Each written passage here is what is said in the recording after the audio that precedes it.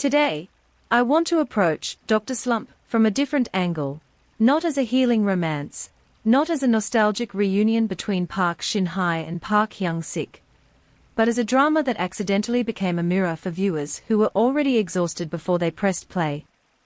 During promotion, Park Shin-hye spoke about returning after marriage and motherhood, and coverage around the drama emphasized that her character Nam Han-yul was not simply unlucky or heartbroken.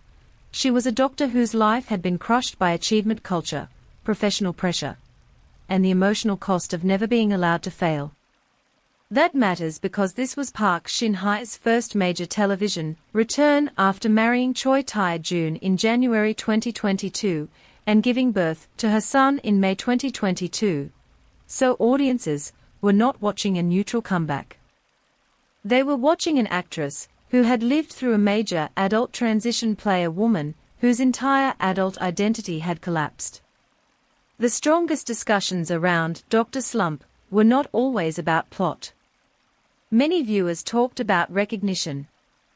Nam Han-yul's burnout felt uncomfortable because it was not presented as glamorous suffering. It was humiliating, quiet, repetitive, and socially awkward. She does not collapse in a way that makes everyone admire her pain. She withdraws. She becomes difficult to reach. She loses rhythm.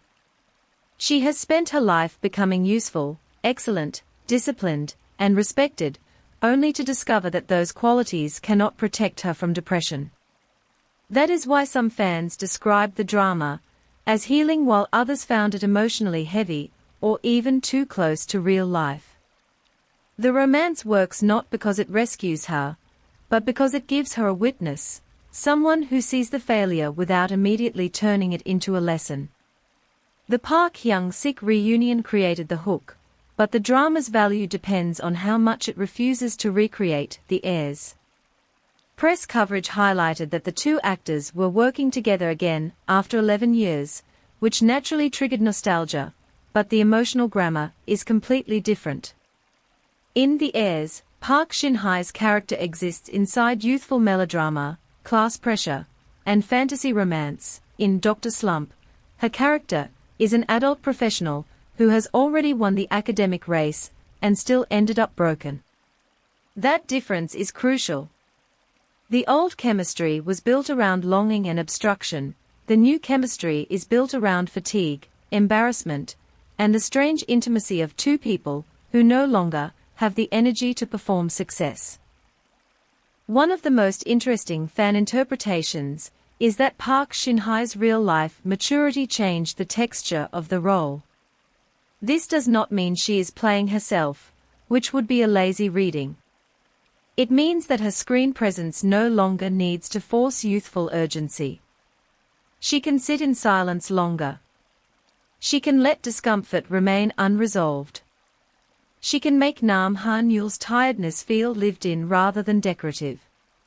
In earlier dramas, her emotional scenes often had a clear release point. In Dr. Slump, the pain lingers in the body, in posture, in delayed answers, in the way a person can be surrounded by people and still feel professionally and emotionally cornered.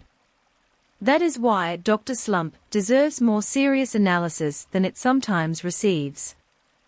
It is imperfect, and some viewers felt it softened its mental health themes with familiar romantic beats, but Park Shin-hye's performance gave the drama its credibility.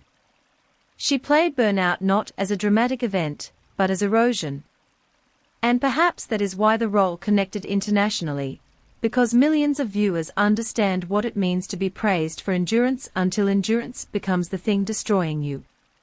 So here is the real question: did Dr. Slump comfort viewers because it offered recovery, or because it finally admitted that even successful people can be profoundly unwell?